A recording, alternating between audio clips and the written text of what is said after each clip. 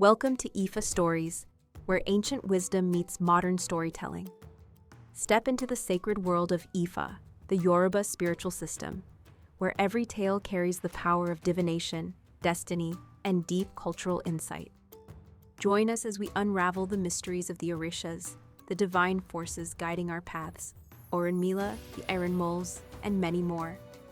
Each story is a bridge between the past and the present, weaving timeless lessons that inspire, enlighten, and transform. Embrace the wisdom, honor the tradition, and journey with us into the heart of Ifa. Subscribe now and let the stories guide you. To explore full Yoruba stories, Ifa teachings, and ancestral wisdom, visit our website, www.ifastories.com. Step into the sacred path for more resources and information. He performed divination for the hunter with a stubborn woman. Story: Once, there lived a hunter who had a secret agreement with the elders of the night, Àwọn Àgbà, to help him on his hunting expeditions. They would provide him with game, on the condition that he always allowed them to drain the blood of any animal he killed. Meanwhile, his wife was eager to find out why he always came home with animals that had no heads. She decided to follow him into the forest to discover what was happening to the heads and the blood of the animals. He didn't know that his wife usually followed him into the forest. On one occasion, the elders of the night told him to warn anyone who was following him into the forest to desist. When he got home, he told his wife about the warning, and she pretended as if it had nothing to do with her. On his next expedition, his wife followed him again. Upon arriving, he began to hunt, and when he finished, he entered into a conference with the elders of the night.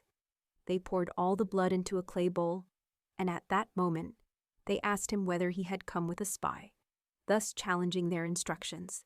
He denied coming with anyone. They insisted someone had come with him and told him to watch carefully. They removed the leaves that his wife was using to cover herself and ordered her to come out.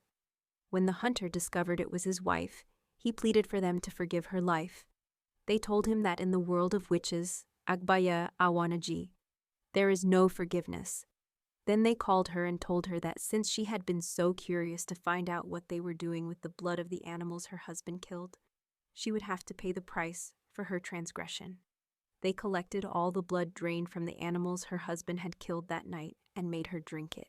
She began to suffer a condition of paralysis or continuous bleeding. She became so sick that the husband no longer had time to devote to hunting. The elders of the night had turned their backs on him because of his wife's actions. Later, he went to appease them, and after paying the fine they had stipulated, they agreed to modify the woman's punishment and proclaimed that from that moment on, the woman would only see blood once a month, which constitutes the menstruation itkun os that all women have to this day. Divinatory message.